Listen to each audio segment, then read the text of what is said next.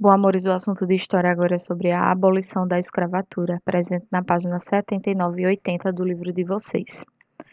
No início da colonização, não havia trabalhadores para realizar os trabalhos braçais mais pesados. Assim, os colonizadores portugueses tentaram utilizar a mão de obra indígena nas lavouras.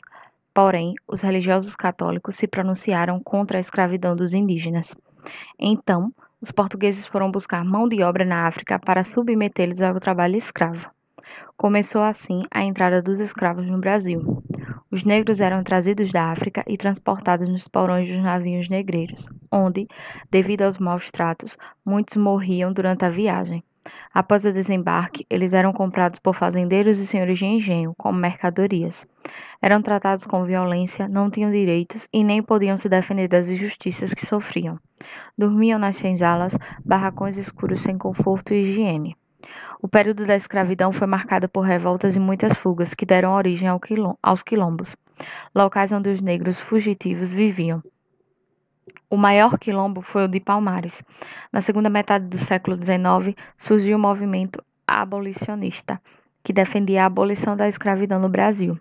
Rui Barbosa, Castro Alves, Joaquim Nabuco, José do Patrocínio e Luiz Gama foram os principais abolicionistas, pessoas que lutavam para libertar os escravos.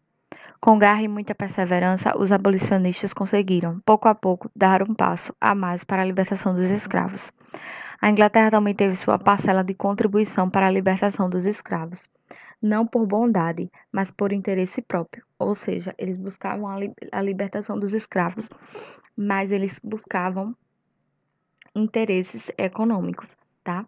Aí ele diz: a Inglaterra tinha colônias que produziam açúcar para ser vendido na Europa. Sem escravos no Brasil, a produção do açúcar diminuiria e ela ganharia concorrência comercial na venda do produto. Ou seja, se não existisse mais escravos, mas se não existisse mais trabalho escravo, a mão de obra do Brasil ficaria pobre, seriam menos pessoas trabalhando. Ou seja, eles poderiam concorrer com o Brasil. Inglaterra e Brasil seriam concorrentes com relação à comercialização do açúcar, tá? Sobre a venda, a produção e a venda do açúcar. A escravidão no Brasil durou muito tempo e lentamente foram surgindo algumas leis a favor dos escravos. Em 1850 foi a Lei Eusébio de Queiroz, acabou com o tráfico, comércio de escravos. Em 1871 foi a Lei do Ventre Livre, deu liberdade aos filhos dos escravos nascidos a partir dessa data. A criança, porém, permanecia sob a guarda do proprietário de sua mãe até completar 21 anos. 1885, Lei dos Sexagenários ou Saraiva-Cotegipe.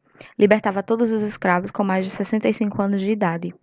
Em 1888, a Lei Áurea, que foi assinada em 13 de maio de 1888 pela princesa Isabel, filha de Dom Pedro II, que governava no lugar do pai enquanto ele estava viajando, aboliu definitivamente a escravidão no Brasil. Dona Isabel, princesa imperial do Brasil e regente do império, quando da assinatura da Lei Áurea, pela qual ficou conhecida como a Redentora. A Lei Áurea não mudou muito a situação dos negros. Eles ficavam sem trabalhar, sem terras para cultivar, sem casa para morar, sem dinheiro e sem escola para estudar, pois as poucas escolas que havia, só os ricos estudavam. Muitos foram para as cidades na esperança de uma vida melhor, mas sofreram discriminação de todo tipo. Tornaram-se escravos da miséria. Curiosidades. Com a abolição da escravidão no Brasil, os fazendeiros necessitavam de pessoas que trabalhassem nas lavouras e em outras atividades.